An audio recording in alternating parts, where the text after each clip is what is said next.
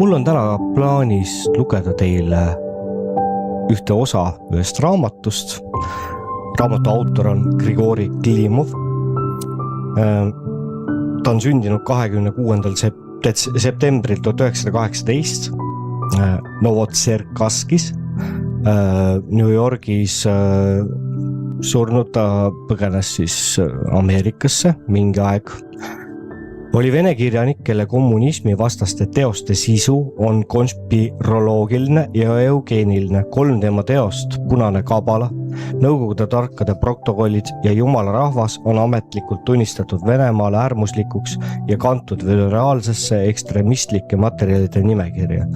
No, ühesõnaga, kui te selle autori nime Google'i otsingusse panete, siis te saate tema kohta lugeda, mis on tema taust ja hiljem lisan ma kommentaaridesse ka paar linki, kus on võimalik tema loodud sisuga siis tutvuda. Pikad loengud aga hoiatan, et tegemist on venekeelsete loengutega, nii et kui keegi oskab aru saab, siis saab tutvuda. Panen hoopis siia taustaks ühe perepildi. Täna ei hakka üldse päevauudistega tegelemegi, et sealt ei olegi suurt mitte midagi lugeda, eks te teate ise, mis maailmas toimub ja võib-olla ka selle peatüki ettekandmine. Unustasin vist öelda raamatu pealkirja, Tunnetuse võtmed on selle raamatu pealkiri. See on eesti keeles ilmunud, aga ärge otsige seda raamatut ei ole mitte kusagilt saada.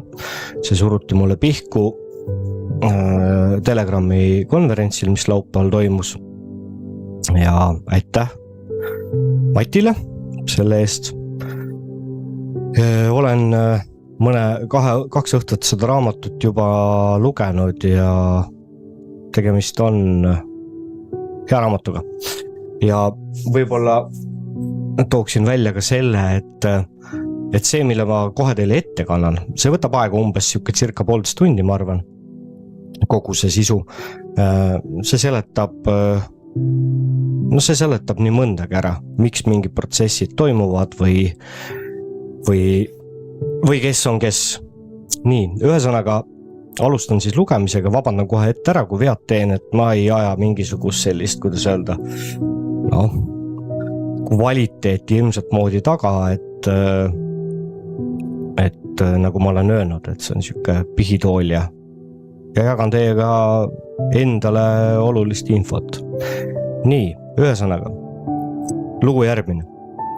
Sotsiaalsed ja bioloogilised tingimused, mis on vajalikud normaalse inimese eksistentsiks. Normaalse inimese eksisteerimiseks vajalikud sotsiaalsed ja bioloogilised tingimused. Normaalne inimene. Kogu selle teksti jooksul võiks sõna normaalne asendada sõnaga loomulik. See tähendab psüühiliselt terve, tavaline, sest loomulik peaks ju olema tavaline, mitte loomuvastane. Probleem tänapäeval üha enam ju seisnebki selles, et kõik võimalikke kõrvalekaldeid ja loomuvastasusi püütakse iga hinna eest normiks kujundada ja paraku see ongi tavaliseks, normaalseks saanud ja saamas. Aga tegelikult see ei ole normaalne, see pole loomulik, see pole arukas, see pole mõistlik. Norm ei teki, ei tule esile iseenesest tühjalt kohalt. Normil on omad lähteandmed, algnäitajad. Sellisteks lähteandmeteks, algnäitajateks on välise keskkonna, füüsilise, taimse, loomse ja sotsiaalse tingimused, kus elab ja funktsioneerib organism. Väline keskkond, selle nõudmised panevad paika, moodustavad bioloogilised tingimused ja nõudmised normile kujundavad normi. Lähtuvalt välise keskkonna, elukeskkonna tingimustest ja nõudmistest hakkame me vaatlema normi. Seda võib olla mitut liiki. Norm võib olla geneetiline, bioloogiline, anatoomiline, funktsionaalne, psüühiline, sotsiaalne, individuaalne, perekondlik, suguvõsaline, tootmislik, liiduline, riiklik, ühiskondlik, üldinimlik. Normaalseks loomulikuks, psüühiliselt terveks võib pidada inimest, kui ta on sündinud normaalsetest vanematest, on kasvatatud sotsiaalselt normaalseks inimeseks, elab sotsiaalselt normaalses ühiskonnas, tegeleb sotsiaalselt normaalse tegevusega. Sõnal normaalne võib olla ka aja jooksul tekkinud teatud negatiivne varjund. Tihti, kui räägitakse normaalsetest inimestest, siis vahel peitub selles mingi irooniline noot. Mõeldakse ära ühtlustatud, erineda mitte julgevat, tuimaks tehtud, ise mitte mõelda viitsivat halli massi. Aga siin kirjatöös on normaalne just oma kõige puhtamas tähenduses. Loomulik. Nii et enne kui jätkame, vabastame selle siin kasutatava olulise sõna igasugustest kõrvalvarjunditest. Loomulik inimene mõistab sõna loomulik loomulikult. Ja üldse on vaja tunnistada, et väga paljud sõnad on aja jooksul saanud omale moonutatud mõistelise sisu ja seetõttu neid igapäevaselt kasutades ei saa enam keegi mõhkugi aru, mida tegelikult mõeldakse ja öelda tahetakse. Selle tähenduse moonutamise tõttu toimub paljude selgete asjade segaseks muutmine, vahel tahtmatult, aga üsna tihti lausa sihilikult, olgugi et varjatult. Tasub olla tähelepanelik ja püüda tunnetada, mida on mõeldud. Psüühiline norm. Psüühiliselt terve, normaalne loomulik saab olla inimene sel juhul, kui ta on saanud normaalse päriliku genotüübi, kui raseduse ajal on lapse kandmine ema poolt olnud soodsates tingimustes ja ei ole olnud mõjutatud loote jaoks kahjulike keemiliste ja füüsiliste faktorite poolt. Antud jaotuses ei vaadelda teravaid psüühilisi häiringuid, mis kerkivad esile normaalsetel inimestel tervisele kahjulike keemiliste mürgistuste ja füüsiliste faktorite mõju all. Inimese ja looma puhul tuleb funktsionaalset normi vaadelda psüühiliste struktuuride positsioonil. Konkreetsemalt 7 psüühilise struktuuri positsioonilt. Me eeldame, et koed, organid ja süsteemid, refleksid, südametunnistus, vajadused, ajukoor, taip, aim, mõistmise osakond saavad funktsioneerima normaalselt või normi lähedaselt. Selle tõenäosus, et ühe inimese kõik 7 psüühilist struktuuri saavad töötama normaalselt, on suhteliselt väiksem kui mingite bioloogiliste, geneetiliste, funktsionaalsete häirete, rikete, tõrgete tõenäosus ja võimalikkus. Mida rohkem struktuure, seda ebakindlam on süsteem. Seda suurem tõrgete, häiringute ja vigade tõenäosus on. Need häired ja vead toovad esile inimese ja looma käitumise sellise mitmekesisuse, mida inimkond pole alati võimeline mõistma ja selgitama. Psüühilisest normist, loomulikkusest võime me rääkida sel puhul, kui kõik 7 psüühilist struktuuri funktsioneerivad normaalselt.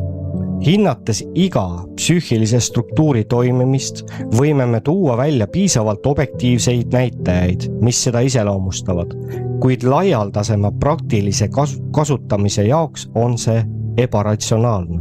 Tuleb võtta mõned enam tähtsamad näitajad, mis hakkavad olemuslikult sisuliselt ära näitama, väljendama isiksuse seisundit ja võimaldavad vormeerida, kujundada isiksuse psüühilise kuju, vormi, pildi. Seejuures saame me eeldada, et koed töötavad normaalselt. Kõik refleksid täidavad oma funktsioone ning samamoodi normaalselt töötavad ka organid ja süsteemid. Sellisteks näitajateks võivad saada järgmised objektiivsed bioloogilised faktorid. Normaalse vajaduse protsentuaalne sisaldus, patoloogiliste vajaduste sisaldus ja koostis, psühhotüübi koostis. Inimese südametunnistuse tase, tõepärase hindamise võime, ausus, hüsteeria, protsentuaalne sisaldus inimeses, inimese intellekti keskmine tase, bioloogiline intellekt. Hüsteeria, see on enamuses naiste haigus, mis tuleneb kreekakeelsest sõnast hüsteera, emakas, emaka talituse häired, psüühikahäire sündroom, millele on iseloomulikud egotsentrism, teatraalne käitumine, soov olla teiste tähelepanu keskpunktis, kõrgenenud tundlikkust ning erutatavus, hüsteerilisus, haiglane erutatus. Isiksuse psüühiline kuju, psühhotüübi koostis. Inimese psühhotüüp ja tema kõlbeline käitumine määrab ära vajaduse. Rohkem põhjalikumalt lugege jaotuses vajaduses. Ühes inimeses võib olla mitmeid vajadusi. Nende koostis ja sisu määravad ära inimese psühhotüübi. Normaalsus ja väärastumus määratakse ära inimeses olevate normaalsete ja väärastunud vajaduste tarvete hulgaga. Kui inimesel on 100% normaalsete tarvete koosseis, siis see on suurepärane, see on ideaalne norm, täielikult loomulik. Sellise näitaja põhjal võib sellist inimest lugeda eliidi hulka kuuluvaks. Nii et kui senini on harjutud ebaloomulikuks pidama normist allapoole kaldumist erineval määral, siis nüüd lisandub ka tähtis tähelepanek, et ebaloomulik võib olla ka normist kõrgemale tõusmine ja seda 90% juhtudest. Kui inimesel on 94% normaalseid loomuliku vajadusi, siis see on praktiline norm. Kui inimesel on 94–88% normaalseid vajadusi, siis sellel inimesel on mitte elulised normist kõrvalekalded, mis avalduvad iseloomu iseärasustes. Need inimesed elavad seaduste järgi ja normikohaste vajaduste järgi. Kui inimesel on 88–75% normaalseid vajadusi, siis see inimene on iseloomu iseärasustega. Need inimesed elavad küll normikohaste seaduste järgi, kuid vahel on neil eriline tõmme, rahutus, et nii väga tahaks rikkuda normikohaseid seadusi ja natuke patustada. Kui inimesel on 75–50% normaalseid vajadusi, siis see inimene on juba püsivate iseloomu kõrvalekalletega. Need inimesed juba enam ei suuda elada normikohaste seaduste järgi, kuid nad otsivad normaalse käitumise ja sotsiaalselt seaduslikke patoloogiliste meelelahutuste, ihade, rahuldamise mooduseid. Kui inimesel on 50–25% normaalseid vajadusi, siis see on psühhopatiseerunud inimene. Psühhopaat. Nende inimeste jaoks on patoloogiline psühhotüüp elu eeskujuks, näidiseks, aga normaalne elu, see on kui erand või mingi ajutine ja juhuslik kõrvale kaldumine. Kui inimesel on 25–0% loomulikke vajadusi, siis see inimene on maniak. Selliste inimeste jaoks on patoloogiline vajadus pidurdamatuks, ohjeldamatuks tungiks, mis avalduvad juhitamatus tungis, teadvustuma, mõistetavates soovides, realiseeruvad igapäevases elus. Selleks, et saaks lugeda normaalseks inimeseks, on vaja omada rohkem kui 75% normaalseid vajadusi. Südametunnistuse tase. Hinnates bioloogilise südametunnistuse taset, määratleme me esmajärjekorras ära selle, kas inimesel on olemas organ, mis vastutab moraali eest ja kuivõrd arenenud see moraali eest vastutavaks organiks on südametunnistus. Inimese praktilise elu jaoks, et teda saaks pidada normaalseks, on küllalt kui omada 25–30% südametunnistust. Sellise inimesega saab juba lahendada, otsustada moraalseid probleeme ja leida temapoolset mõistmist. Kui ta isegi koheselt ei tunneta oma südametunnistust, siis pehme ja järjekindla vestluse käigus võib jõuda tema südametunnistuseni ja koputada sellele. Äärmisel juhul selline inimene mõistab kas või sedagi, et ta ei käitunud südametunnistuse järgi ja ta on valmis kuuletuma oma südametunnistuse häälele. Suurepärane, kui inimesel on 100% südametunnistust, see on siis püha inimene, kuid see on haruldus meie ühiskonna puhul. Ärme hakkame idealiseerima. Pühad inimesed ei ole kerged, veelgi enam nad on rasked ja rasked kõigi jaoks ja tihti ka nende jaoks, kelle südametunnistuse tase on 25–30%. Ideaalse südametunnistusega inimesed ei lähe kompromissidele, aga tänapäevane ühiskond nõuab teatud kompromisse ja sellega on vaja reaalselt arvestada. Ideaalse südametunnistusega inimesed on tänaseks rasked ühiskonnale oma kõrge moraali poolest ja oma kõrgete moraalsete nõudmiste poolest. Tänapäeva ühiskond ei suuda rahuldada nende nõudmisi ega vajadusi.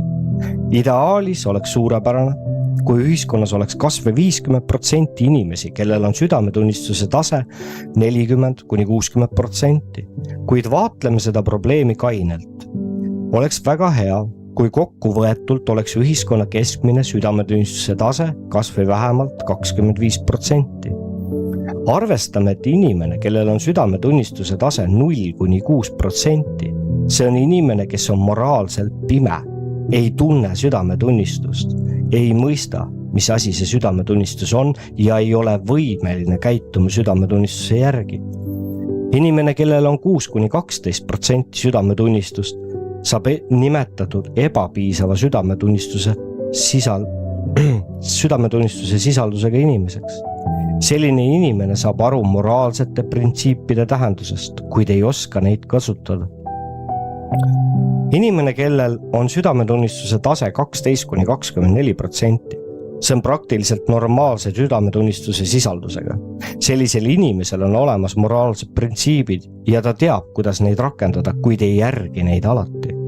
Inimene, kellel südametunnistuse sisaldus on 24–50%,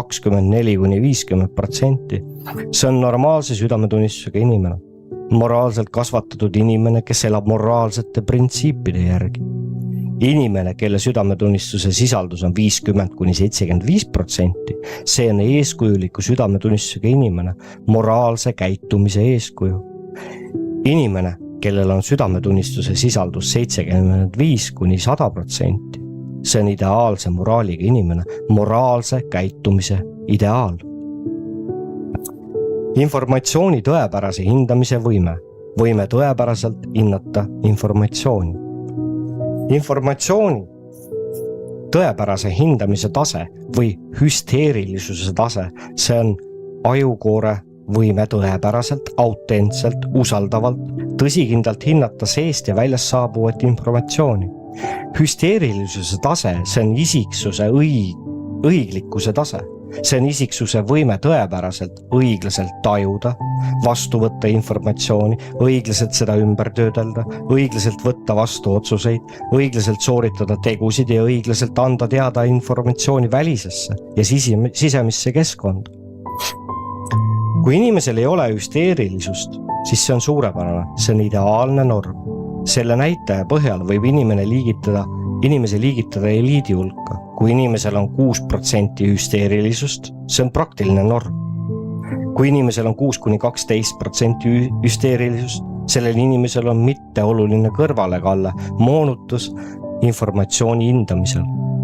Kui inimesel on 12–25% hüsteerilisust, see inimene ei oska informatsiooni tõepäraselt hinnata. Ta moonutab seda osaliselt. Kui inimesel on 25–50% hüsteerilisust, see inimene on illusoorse maailma informatsiooni tajumisega. Need inimesed ei suuda elada normiseaduste ja normaalse hinnangu järgi. Nad kas ülehindavad või halahindavad olulisel määral informatsiooni tähendust ja tähtsust. Kui inimesel on 50–75% hüsteerilisust, see on tihti hallutsinatsioonide all olev inimene. See inimene on psühhopaat. Nende inimeste jaoks on hallutsinatsioonid ja illusioonid eluviisiks. Objektiivselt, ilma moonutusteta, need inimesed ei suudagi informatsiooni vastu võtta ja edasi anda. Kui inimesel on 75–100% hüsteerilisust, sellel inimesel on skisofreenia, hallutsinatsiooniline vorm. Ta ei ole üleüldse võimeline välist ja sisemist maailma tõepäraselt hindama. See inimene on skisofreenik. Selleks, et pidada normaalseks inimeseks, võimeliseks objektiivselt hindama nii sisemist kui ka välimist maailma, peab isik omama vähem kui 25% hüsteerilisust. Intellekti tase. Võtame aluseks arusaama, et intellekt, see on inimese võime kasutada oma teadmisi psüühiliste struktuuride, vajaduste, nõudmiste edukaks ja kiireks rahuldamiseks. Tänaseks olemasolevad intellekti taseme kindlaks määramise testid võimaldavad teada saada inimese keskmise intellekti taseme. See on mitmete psüühiliste struktuuride keskmine intellekt. Peamiselt on see vajaduste intellekti tase, uurimisrefleksi intellekti tase, ajukoore taipava osakonna intellekti tase. Mõningad testid teevad samuti kindlaks ka südametunnistuse intellekti taseme. Kuid vaatamata nende testide ebatäiuslikkusele intellekti määramisel on psühholoogidel olemas praktiline instrument intellekti kontrollimiseks. aga kuidas seda kasutada? See on juba asja tehniline külg. Selle instrumendiga saab mõõta kõikide psüühiliste struktuuride intellekti. Antud juhul võtame aluseks Hajženka vaatenurga intellekti taseme suhtes ja selle leviku kohta elanikkonna hulgas ja arvame, et need andmed on suuremas osas vastuvõetavad mis tahes maa ja rahva jaoks. Olgugi, et reaalselt on need numbrid iga maa ja iga rahva jaoks erinevad, kuid nii või teisiti enam-vähem sellised intellekti koefitsiendi IQ näitajad on iseloomulikud arenenud maa jaoks. Vahemärkus on ütlenud, ma ei tea, kas ma hääldasin nüüd seda Hajženka tabelit õigesti, aga on nagu on. Geniaalne grupp, IQ tase üle 140, 0,5% elanikkonnast. Andekas, õnnistatud grupp, 130 kuni 140, elanikkonnast 3%. Talent, IQ 120 kuni 130, elanikkonnast 7%. Võimekas 110 kuni 120, elanikkonnast 14,5%. Keskmine IQ 90 kuni 110, elanikkonnast 50%. Keskmisest madalam grupp IQ 80 kuni 90, elanikkonnast 14,5%. Debiil IQ 70 kuni 80, elanikkonnast 7%. Impetsill, nõrgamõistuslik, IQ 50, 25, elanikkonnast 3%. Idioot, alla 25, elanikkonnast 0,5%. Lähtuvalt nendest näitajatest loeme mõistuse taseme poolest inimest normaalseks tänase päeva seisuga. See on siis aastal 2000, kui tema üldine intellekti koefitsient on üle 100 ühik. Inimese normaalne psüühiline pilt, vorm või kuju. Ratsionaalne on inimest pidada normaalseks ette kujutada, kirjeldada tema normaalset psüühilist pilti tingimustel, et ta vastab järgmistele nõuetele ja allpool märgitud näitajatele. Normaalse vajaduse protsentuaalne sisaldus üle 75%. Inimese südametunnistuse tase üle 24%, inimese hüsteerilisuse tase alla 24%, inimese intellekti keskmine tase üle 100 ühiku. Teades neid 4 näitajat võib ette kujutada normaalse inimese psüühilist pilti, kuid küsimusele, et mida kujutab see inimene kui sotsiaalne subjekt, kes elab inimeste hulgas, need näitajad vastust ei anna. Isiksuse sotsiaalne pilt. Inimese isiksuse sotsiaalse hindamise jaoks on vaja hinnata sotsiaalseid faktoreid, mille keskel ta elab ja nende mõju inimesele. Keskkond, kus inimene kasvas ja sai kasvatatud, sotsiaalsete takistuste tase, ühiskondliku maailmavaate tase, vajaduste realiseerimise sotsiaalsete võimete arengutase, kõlbluse tase ja liik, ühiskonna kõlbelisus, südametunnistuse sotsiaalse arengutase, moraali tase, ühiskonna moraal, ühiskondliku usu, veendumuste, vaadete, ideoloogiate tase, sotsiaalsete võimete ja ühiskondlike võimaluste tase. Hinnanud ära need näitajad, on võimalik anda lõppjäreldus ühiskonna sotsiaalse pildi ja isiksuse sotsiaalse pildi kohta. Keskkond, milles kasvas ja see kasvatatud inimene. Siin on vaja vaadelda kultuurilist keskkonda, milles inimene kasvas ja sai kasvatuse. Inimene võib olla oma päriliku, geneetilise faktori päritolu ja bioloogilise arengu poolest normaalne. Kuid inimene võib elada väärastunute, mandunute, degenerantide keskkonnas ja ta aina imab endasse seda väärastunud keskkonda, matkib, jäljendab seda, tajub seda kui enda oma, kuna teissugust ei näe, seepärast saades küpsemaks, olles ise geneetiliselt ja bioloogiliselt normaalne, võib osutuda sotsiaalselt väärastunuks ja teda ei saa lugeda sotsiaalselt normaalseks inimeseks. Kui inimene kasvab petturite, petiste keskkonnas, ümbruskonnas, ringkonnas, siis ta tajub pettust kui normaalset ilmingut ja ei ole võimeline tõepäraselt hindama tegelikkust, nii sisemist kui ka välimist. Kui inimene kasvas üles masohistide ühiskonnas, võtab ta kannatust kui vajadust, vajalikku ja ei võitle sellega. Ei pane toime tegusid kannatuse vältimiseks, vaid lihtsalt piinleb. Kannatab ise ja soodustab ning soosib ka teiste inimeste kannatamist. Kui inimene kasvab vägistajate ja tapjate keskkonnas, siis võtab ta vägivalda ja tapmist kui normaalset käitumist ja elab vägistajate ja tapjate seaduste järgi. Osutudes olevat väärastunute mis tahes kasvatuslikus keskkonnas, on normaalne inimene sunnitud kopeerima väärastunud moraali ja väärastunud kõlblusnorme, on sunnitud ise muutuma sotsiaalselt väärastunuks, jäädes aga seejuures geneetiliselt normaalseks. Kuid asudes normaalses sotsiaalses keskkonnas, areneb normaalne inimene ka sotsiaalselt normaalseks. Sotsiaalsete takistuste tase. Laps peab kasvama keskkonnas, kus on olemas sotsiaalsed takistused, sotsiaalsed raskused. Ta peab võitluses raskustega karastuma, välja töötama oma võime takistuste ületamiseks. Kui laps kasvab keskkonnas, kus kõik on lubatud, kui ta saab kõike valmis kujul, kõik hoiavad teda eemale vähimatestki probleemidest, siis selline laps mingit sotsiaalset väärtust, sotsiaalselt väärtuslikku endast ei kujuta. Ta on laps egoist, kes kasvab ainult enda jaoks ja nõuab ühiskonnalt ainult kõike valmis kujul. Selline laps, saades täiskasvanuks, olles isegi normaalne, hakkab elama ainult tarbijana. Ta ei ole võimeline ise looma, kuna vähimatki raskused ajavad ta ummikusse. Laps, kes elab kõike lubatavuse keskel, kasvab mitte karastunuks, vaid ära helitatuks ja eluks inimesena mitte kohandatuks.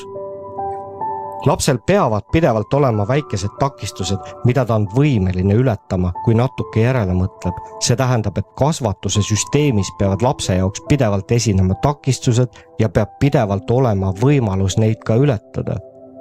Ainult et takistuste kasvatuslik süsteem peab pidevalt olema kontrollitud vanemate ja kasvatajate poolt.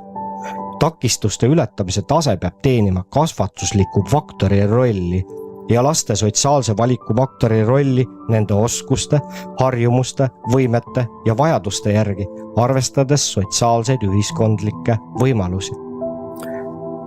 Ühiskond ja vanemad peavad kasvatama lapsest teadvustust, et iga inimene peab elama oma enda töö arvelt. Kasvatama teda nii, et ta oleks valmis tegema tööd, valmis oskama elada ühiskonnas, õpetama lapse ja täiskasvanu võrdõiguslikust vastastikust vastutust, vastastikust abistamist, valmisolekut aitamiseks ja oskust ise abi vastu võtta. Kõike seda on vaja teha juba varasest lapsepõlvest.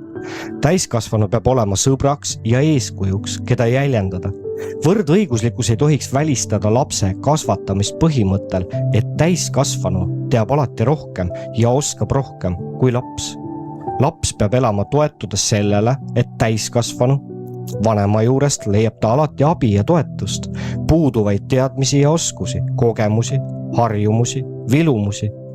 Mis tahes asi, lugu lapsega. See on lapse ja lapsevanema loovuse akt. Vanemad ja kasvatajad peavad kogu aeg õhutama, ergutama last, ületama ette tulevaid takistusi, mis on talle jõukohased. Täiskasvanu peab olema lapsega võrdne, kuid ta on alati parem. Ta on alati natuke parem. Ta teab rohkem ja rohkem saab aru, aga seejuures ta ei rebi ennast lapsest lahti, ei püüa kuidagi tõusta üleolevalt tema kohale, ei suru teda lihtsalt maha, vaid märkamatult ergutab last tegevustele. Kuid objektiivselt on lapsevanem kasvataja alati lapsest üle ja alati vastutab tema eest. Sotsiaalsete takistuste tase peab olema ergutav, ajendav, õhutav, stimuleeriv, karastav ja olema kasvatavaks faktoriks. Laps, kes on üles kasvanud pehmes, sotsiaalses, kergete võitude ja teenimatu kiituse keskkonnas, kus on kõik valmis kujul olemas, peaks esile kutsuma sotsiaalse valvsusseisundi, teravdatud tähelepanu. Maailmavaate tunnetuse tase. Inimene võib olla normaalne ja kõik ülejäänud tingimused võivad olla normaalsed, kuid kasvatamise protsessis ei ole ta saanud süsteemseid ja tõepäraseid ühiskondlikke teadmisi. Aga kasvatuse sai hoopis hüsteerikute ümbruskonnas või sai religioosse hariduse, kus objektiivsete teadmiste ja maailma käsitluse aluseks on teaduslik autoriteet, ühesõnaga Jumal, keda püütakse teaduslikult tõestada. Teadmiste summa ise võib olla tohutu, kuid need on teadmised, mis ei väljenda reaalset tegelikkust. Need võivad olla küll süsteemsed, kuid on religioossed teadmised. Selliste teadmistega inimene on võimeline hindama maailma nii sisemist kui ka välimist ainult oma religioosse maailmavaate positsioonilt, mis mitte alati ei peegelda objektiivselt reaalset maailma, kuid kutsub ülesse elama objektiivse maailma seaduste järgi.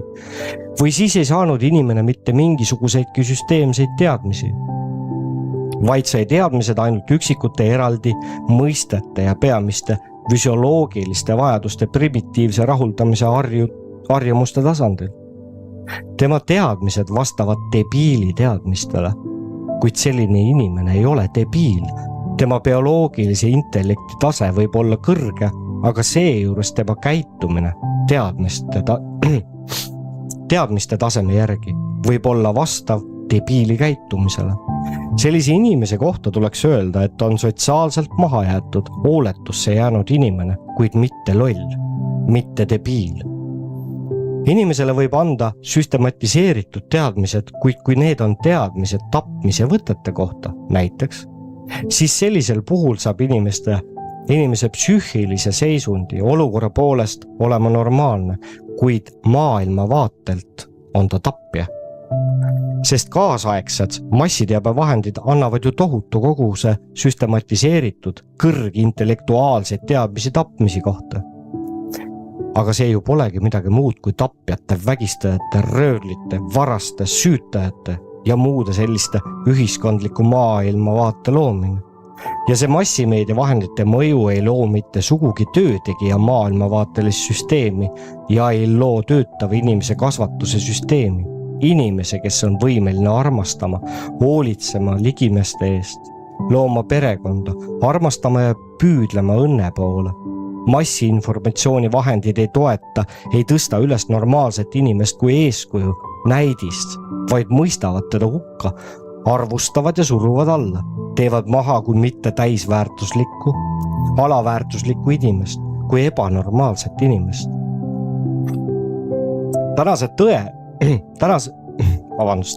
Tõepärased teadmised võivad olla süsteemsed ja objektiivsed, kuid nad võivad väljendada erinevaid sotsiaalsed teadmiste süsteeme. Need võivad olla järgmised sotsiaalsed süsteemid: pettuse, tapmise, vägivalla, kannatuste, varastamise, vetissismi, nekrofiilia, nartsissismi, süütamise, kerjamise, hulkurluse ja nii edasi sotsiaalsed süsteemid. Kui need teadmised on kõrgintellektuaalsed, loovad, kujundavad nad kõrgintellektuaalse väärastunud inimese. Need teadmiste süsteemid võivad olla ebanormaalsete süsteemsete teadmiste avaldumiseks, ilmutumiseks, teadmiste, mis võivad muuta normaalse inimese väärastunuks või sotsiaalseks debiiliks või sotsiaalselt infantiilseks, puudulikult arenenuks isiksuseks. Ühiskonnas võivad olla tõepärased süsteemsed teadmised, mis väljendavad objektiivselt sisemist ja välimist maailma, kuid ühiskond ei oska kasutada neid teadmisi ühiskondlike vajaduste edukaks rahuldamiseks. Selline situatsioon ühiskonnas võib teoreetiliselt esile kerkida siis, kui ühiskondlikud teadmised järjest täiuslikustavad, kogunevad ja muutuvad keerukamaks, aga iga eraldi ühiskonnaliikme intellekti tase hakkab langema ja tarkade inimeste hulk muutub ühiskonnas vähetähtsaks, mitte oluliseks, tühiseks. Selline situatsioon võib tekkida siis, kui ühiskond ei kontrolli intellekti arengutaset nii iga üksiku eraldi inimese puhul, kui ka kogu ühiskonna puhul tervikuna. Normaalne inimene ei suuda debiilikute ühiskonnas elada normaalselt. Ta hakkab nii ehk naa elama nõnda, nagu nõuavad debiilid. Ta hakkab käituma sotsiaalselt debiilselt. Sotsiaalselt normaalne isiksuse kuju, pilt sisaldab endas mitte ainult inimese psüühiliselt normaalset funktsioneerimist, vaid kõige peamine, see on enda sotsiaalsete väärtuste teadvustamine, nende ära tunnetatud, teadvustatud teadasaamine, äratundmine, teadvustatud ja adekvaatne tegutsemine ja oma tegude tagajärgede teadvustamine nii meelte, tunnete kui ka arusaamise tasandil. Ühiskondliku kõlbelisuse tase, liik ja vorm. Ühiskondliku kõlbelisuse liik, see on normaalsete inimeste kõlbelisus ja see võib olla ka petiste, tapjate, vägistajate, masohhistide, varaste, nekrofiilide, süütajate ja nii edasi kõlbelisus. Ühiskondliku kõlbelisuse tase, see on normi ja mingit ühte liiki väärastunute kogu selline suhe protsentides. Kui meil on 9 tapjat inimest, siis nad kuulutavad tapjate meelelaadi ja nende moraali. Kui nende keskel osutub olevat üks normikohane psühhotüüp, siis ta ei saa kuulutada normi meelsust, kõlblust, ta ei saa sotsiaalselt olla normaalne. Ta hakkab kopeerima tapjate meelelaadi, nende moraali ja temastki saab tapja. Olgugi, et ta on oluliselt parem, lahkem, heatahtlikum. Kui normaalne inimene hakkab elama vägistajate ühiskonnas, ümbruskonnas, siis muutub ta samuti vägistajaks, vägivaldseks, kuid natuke paremaks kui teised. Kui ta saab elama varaste ühiskonnas, saab temast samuti varas, kuid palju inimlikum. Hakkab jagama osa röövitust näljastele, kuid ikkagi hakkab varastama. Kõlbelisus ei ole niivõrd kriitiline ja enesekriitiline kui südametunnistus.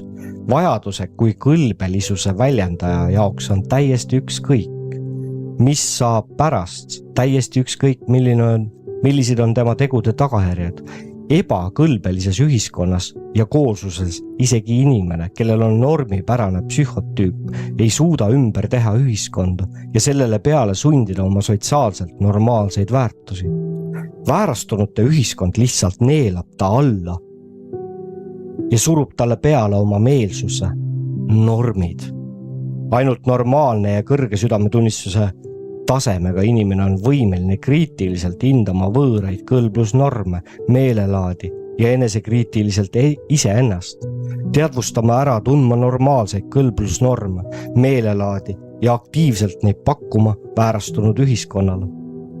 Väärastunud meelelaad on alati aktiivsem ja selle aktiivsus on alati kõrgem kui normaalse inimese aktiivsus. Normaalsus on selleks negatiivseks omaduseks, mis ergutab, kannustab, edendab väärastumust, millest saab rohkem põhjalikult räägitud allpool, eriti siis, kui on madal südametunnistuse tase. Nagu me näeme, on väärastunud ühiskonna, väärastunute kombed, komblus tugevamad ja suuremas osas ülekaalus, võidutsemas, eriti kui normaalne inimene ei teadvusta oma normaalsust ja ei hinda sotsiaalset normaalsust. Kõige ohtlikum ja kõige jubedam, mis viib normi väärastumiseni, on see, et norm ise sotsiaalselt ei teadvusta oma normaalsust. Üllevin veendumusetus, ebakindlus, südamenõrkus.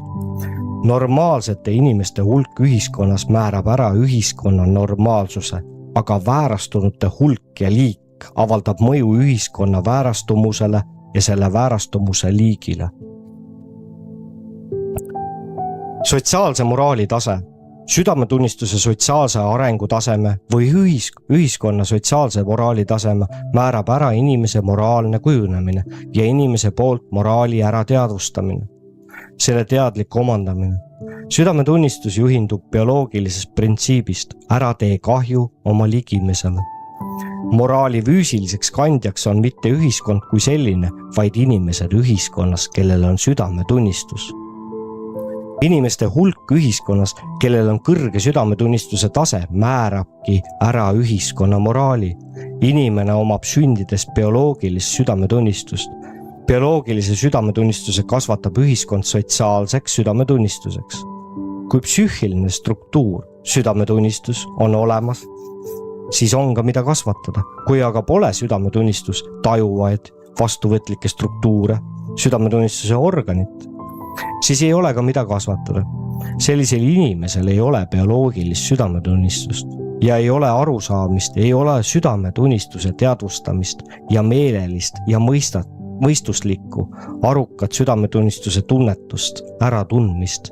See on juba sünnipäraselt moraalselt tundetu inimene. Kui normaalne inimene elab vägistajate, vägivallatsejate ühiskonnas, siis selles ühiskonnas eksisteerib ka vägivallatsejate moraal.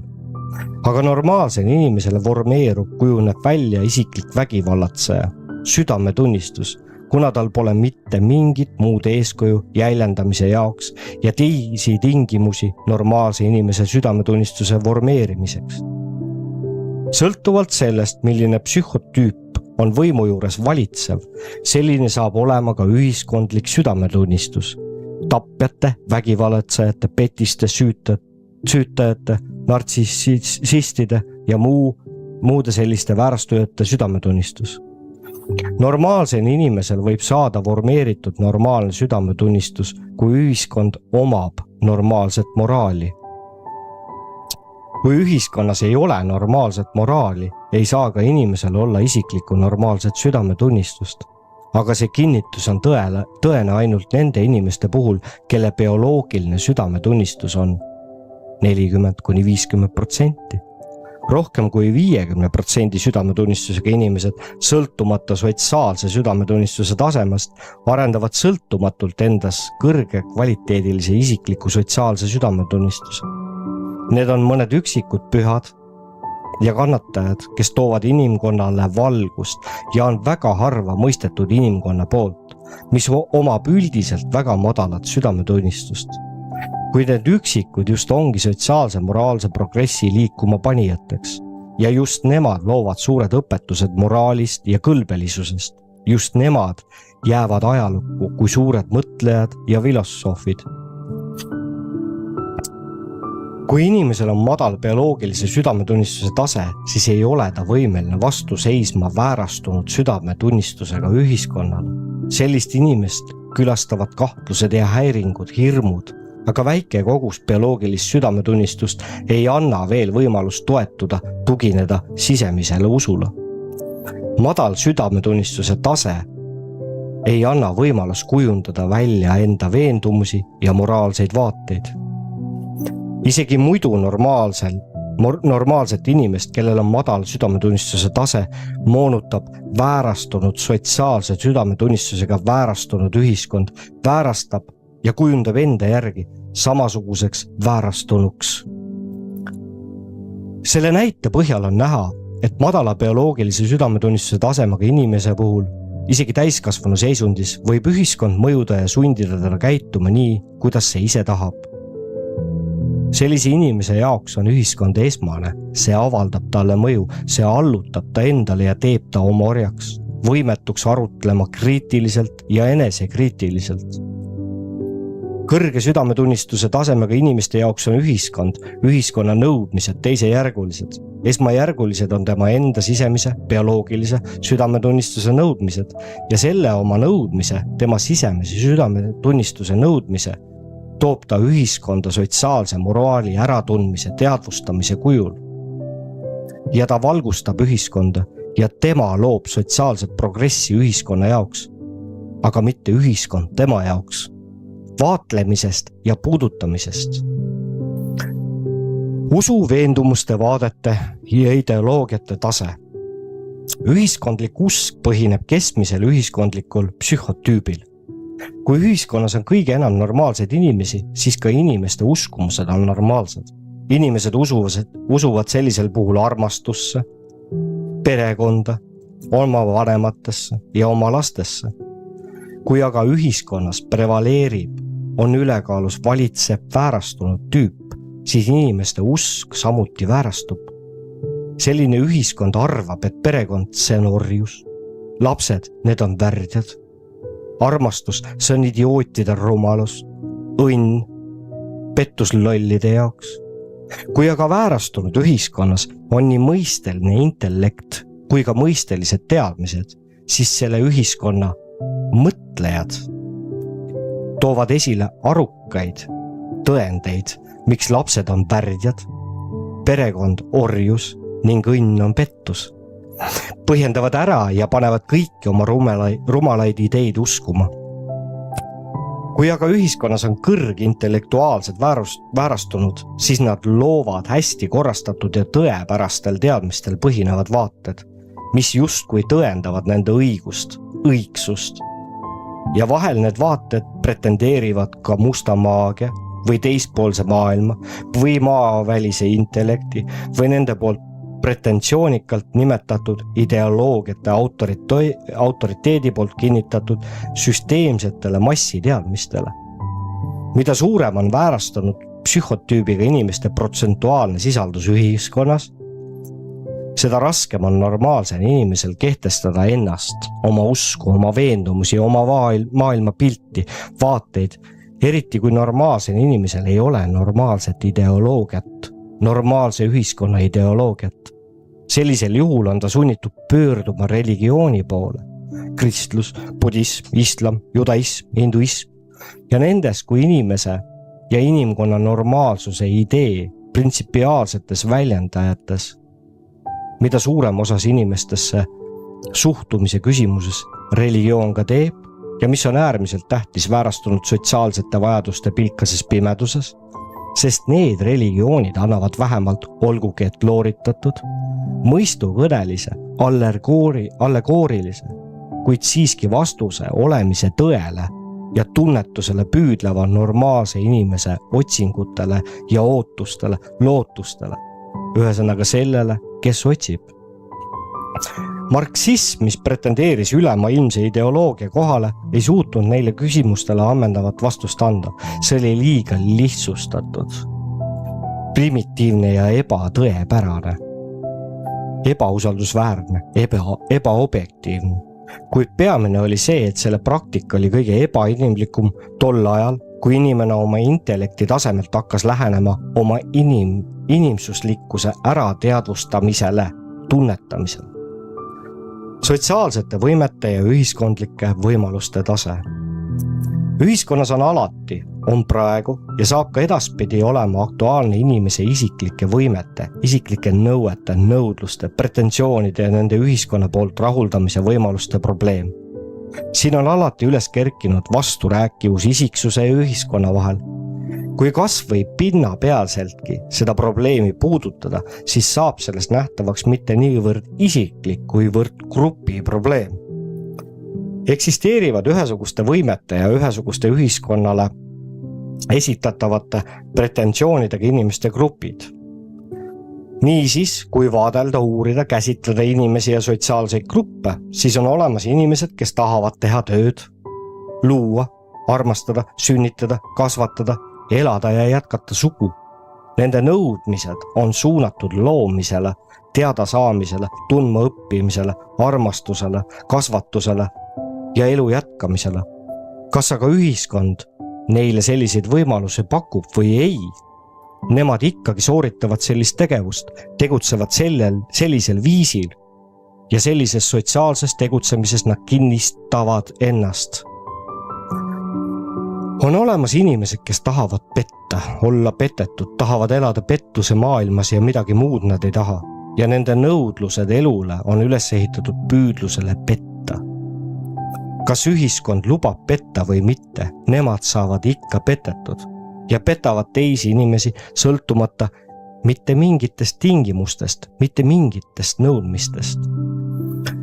Ühiskonnas on olemas inimesed, kes tahavad tappa. Kas ühiskond tahab seda või mitte? Nemad ikkagi tahavad tappa inimesi, lõhkuda inimkäte loomingut ja loodust ja nad saavad sellest rahuldust ja nad lihtsalt soovivad seda sooritada, seda teostada. Nad esitavad ühiskonnale pretensioone nõudmistega, et ühiskond lubaks neil tappa. Kui ühiskond seisab sellele vastu, siis nad ise päästavad lahti sõja ja hakkavad rahuldama oma vajadusi, nõudlusi. Ajaloo kogemus on sarnaste näidete poolest üsna rikas. Surudes ühiskonnale peale sõja, ei arvestanud normaalse inimese sotsiaalsete võimete taseme ja tema normaalsusega. Nad lihtsalt selle normi üle ei mõtlegi, vaid rahuldavad oma nõudlusi, vajadusi. Kujutlemise, planeerimise, tapmise, elluviimise ja selle meenutamise protsess pakub neile rahuldust. Inimene võib olla normaalne, kuid ühiskond, mis on tapjate mõju all, tegeleb sõja õhutamisega rahvusliku sõltumatuse sildi all. Normaalse inimese sotsiaalseid võimeid vaid ühiskond vajab tapja, sõduri sotsiaalseid võimeid. Või siis vastupidi, kui sõda on lõppenud, vajab ühiskond normaalse inimese sotsiaalseid võimeid. Vaja on tööd teha ja taastada riigi majandus. Aga ühiskonnas on kõik ainult tapja veendumustega, tapja vaadetega sõdurid. Kuidas neid nüüd suhteliselt kiiresti ümber teha ja pöörata nende aktiivsus loovasse töösse? Erinevatel ajaloolistel etappidel aegadel on vajalikud erinevad sotsiaalsed võimed. Kui ühiskonnas on palju tapjaid ja kui nad päästavad lahti sõja, ei anna nad võimalust seda peatada. Tapjad oskavad ainult tappa. Tapmine on nende elu eesmärk ja mõte. See on nende vajadus, nende tarve ja nende rahuldus, nauding. Kõik inimesed, kes on tapmise vastu, nad tapavad. Kui aga sõda on mingitel tingimustel sunnitud pidama normaalsed inimesed, siis neile on tapmine vastumeelne. Nad on valmis katkestama, lõpetama sõja ja asuma uuesti tegelema rahumeelse tööga. Ühiskonnas on olemas inimesed, kes ei suuda elada ilma vägivalla. Vabandust. Ühiskonnas on olemas inimesed, kes ei suuda elada ilma vägivallata, kes tunnevad ohjeldamatut vajadust vägivalla järele. Ja nad nõuavad ühiskonnalt, et see pakuks neile võimalust vägivalla sooritamiseks. Kui aga ühiskond ei paku neile sellist võimalust, siis nad loovad selle ise. Nad vägistavad ilma ühiskonna loata iseseisvalt, individuaalselt või gruppidena. Nad on samuti võimelised ühinema ja looma sotsiaalsed mehhanismid vägivallaks. Ja siis nad koonduvad suurteks massideks ühe lipu alla, kus kõige sagedamini selliseks vägivaldsuse lipuks saab riik, mis siis ametlikult või mitteametlikult vaikimisi lubab neil realiseerida enda kui vägivallatsejate vajadusi.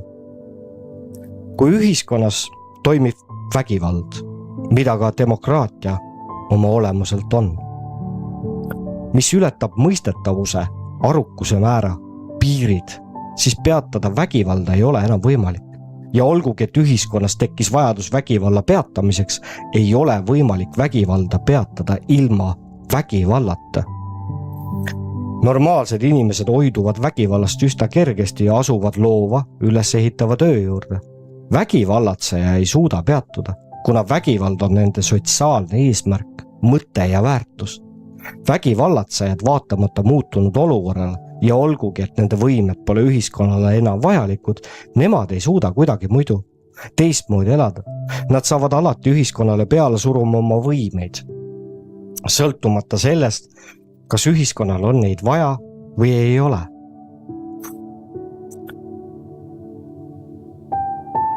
Ühiskonnas eksisteerib küllaltki suur grupp inimesi, kes tahavad ise kannatada ja tahavad, et ümbritsevad kannataksid, kuid nende inimeste soov kannatada ei piirdu mitte ainult passiivse kannatamisega. Ei, need inimesed ei ole oma ühiskonnale suunatud pretensioonides, milles nad nõuavad õigust kannatada, enam passiivsed, vaid nad on aktiivsed.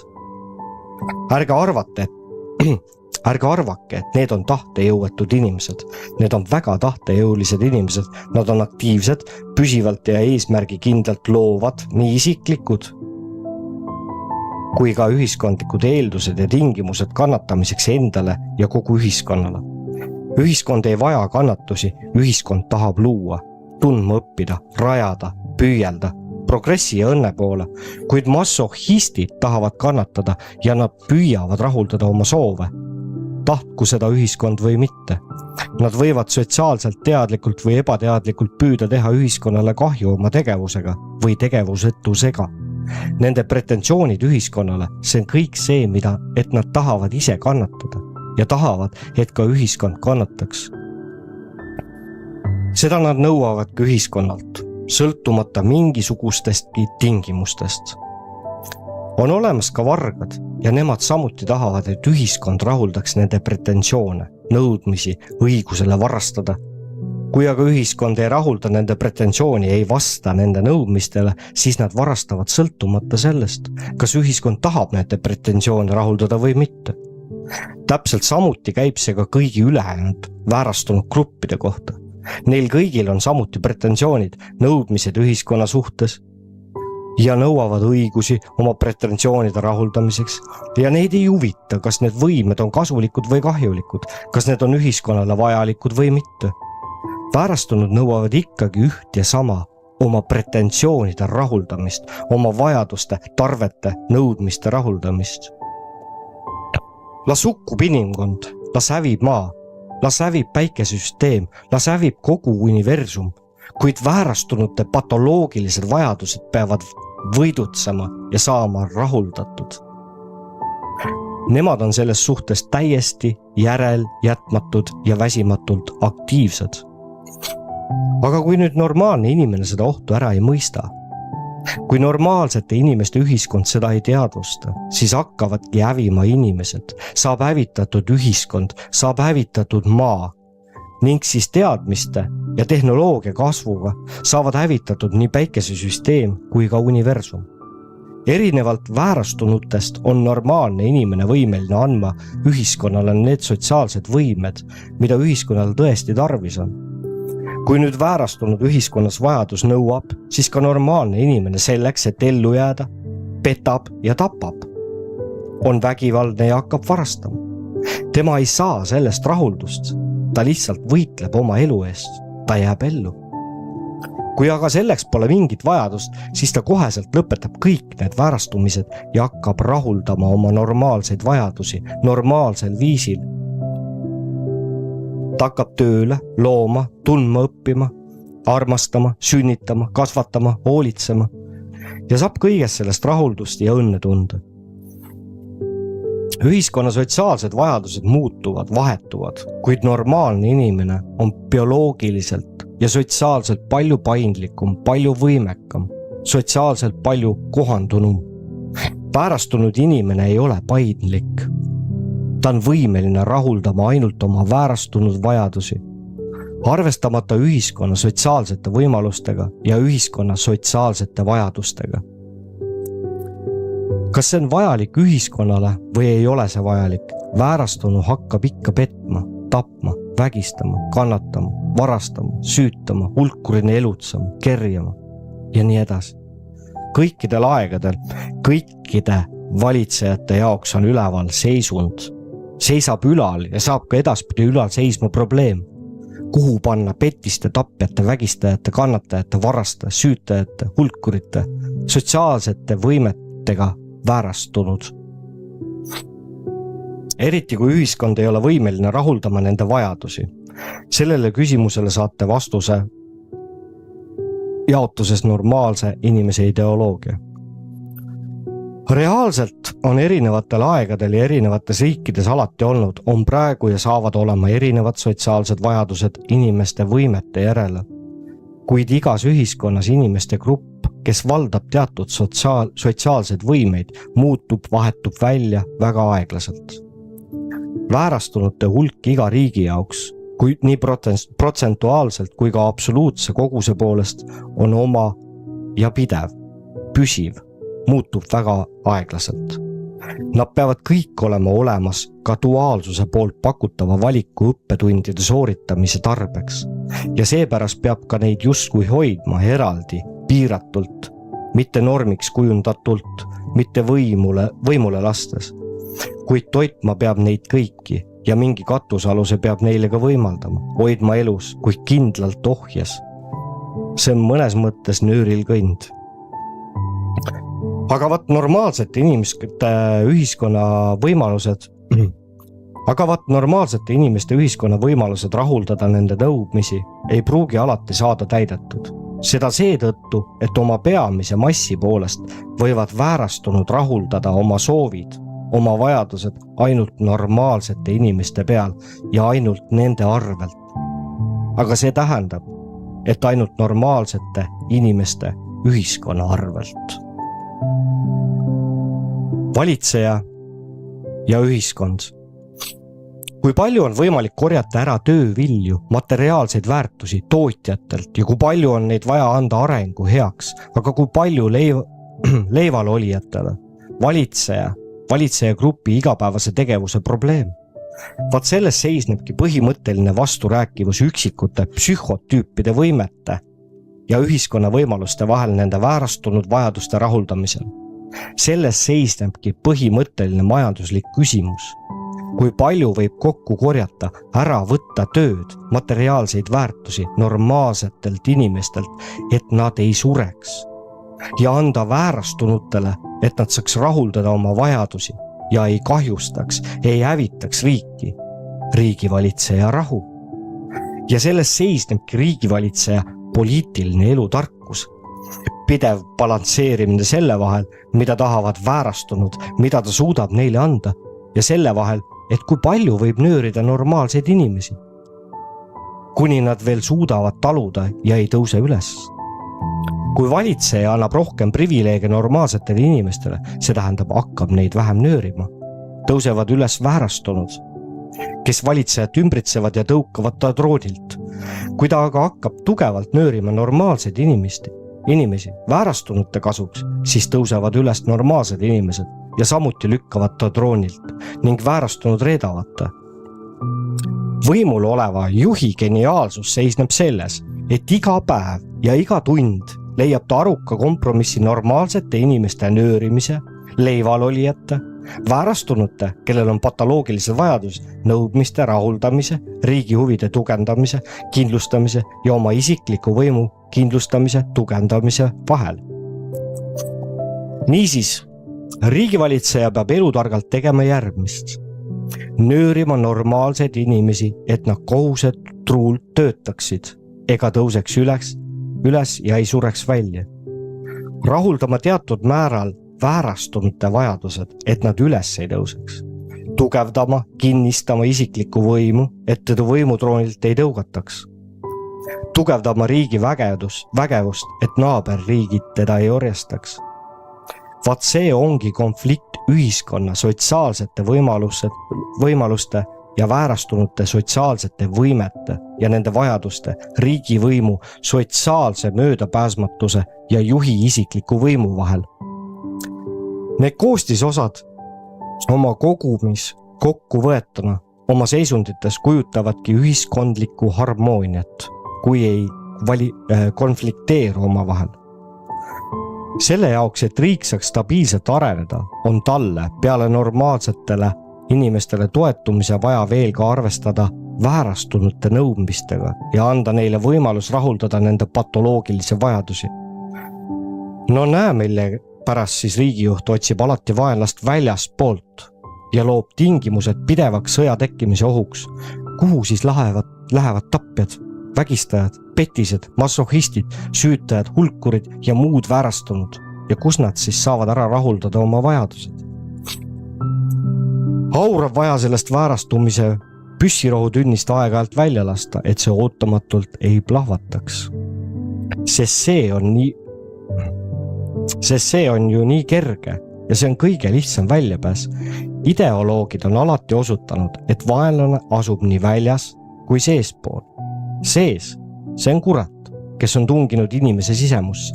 Väljas, see on Jumal, usulised, truudusetud, kapitalistid, kommunistid, kollased, punased, valged, mustad, pruunid ja nii edasi. Religioonid on olnud targemad kui riigid ja riigitarkus. Vaat mille pärast normaalne inimene hoiab religiooni poole. See on andnud, olgugi et küll kas või osalise vastuse, kuid siiski vastuse normaalsuse ja väärastumuse küsimusele. Ei saa süüdistada religiooni selles, et ta on andnud mitte ammendavaid vastused, et ta on andnud selle vastuse, mida ta ise on teadnud. Sotsiaalsete gruppide isiklike ja sotsiaalsete võimete probleem ja ühiskonna võimaluste probleem nende võimete realiseerimisel on riigi ja ühiskonna põhiliseks, fundamentaalseks probleemiks, normi ja väärastunute probleemiks, sotsiaalsete võimaluste, vajaduste ja sotsiaalsete võimete probleem. See ongi normaalse inimese sotsiaalsed võimalused toita väärastunud inimeste patoloogilisi nõudmisi, haiglaslikke vajadusi ja täitmatud riigivõimu ja võimulembeseid. Nagu te näete, on normaalsel inimesel väga raske väärastunute ühiskonnas normaalne olla. ja sugugi mitte vähem raske on ülal hoida väärastunute ühiskonda, kes ei taha tööd teha ja elada oma enda töö arvelt, ei taha luua materiaalseid väärtusi, vaid tahab petta, tappa, hävitada, vägistada, varastada, süüdata, hulkuda, kerjata, santida. Vat miks on tähtis teada, et millises ühiskonnas kasvas ja sai kasvatuse inimene. Vat miks on tähtis teada, milline on tema psüühiline pilt, kuju ja milline on tal sotsiaalne elu ja teguviis. Kes nüüd kuulas, aru sai, võib teha endal pika pai. Et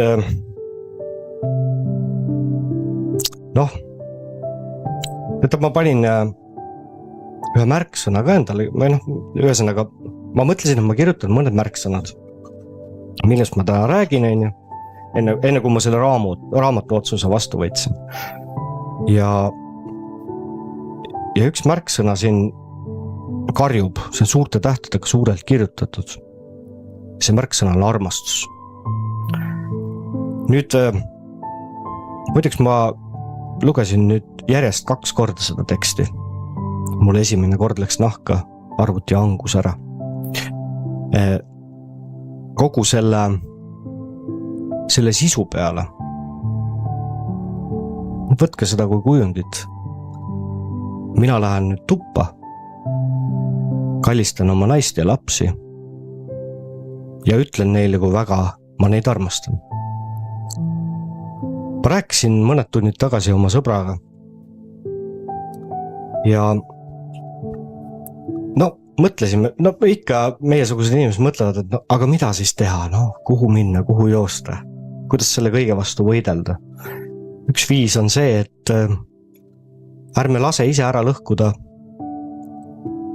peresuhteid, sõbrasuhteid.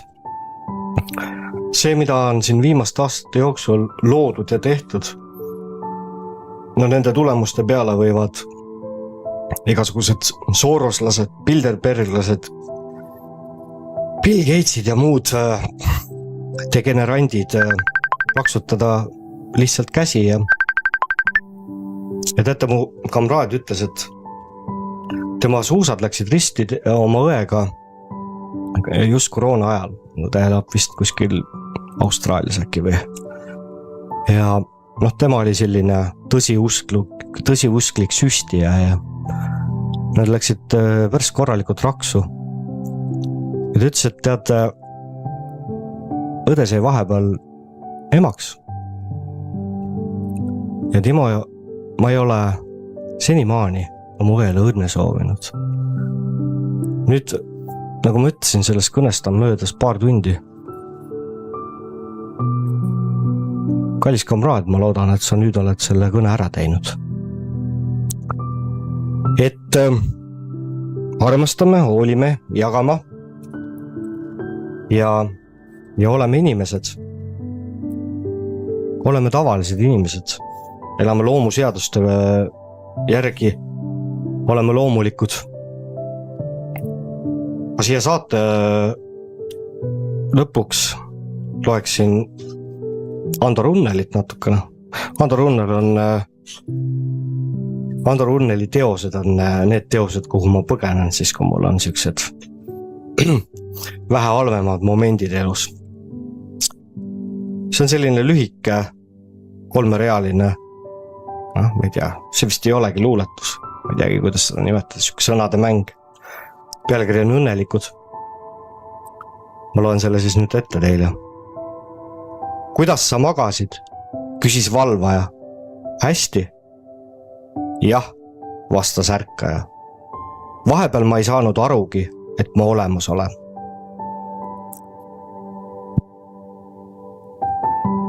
Kuidas sul tunne on? Oled sa olemas? Järgmise korrani. Head aega!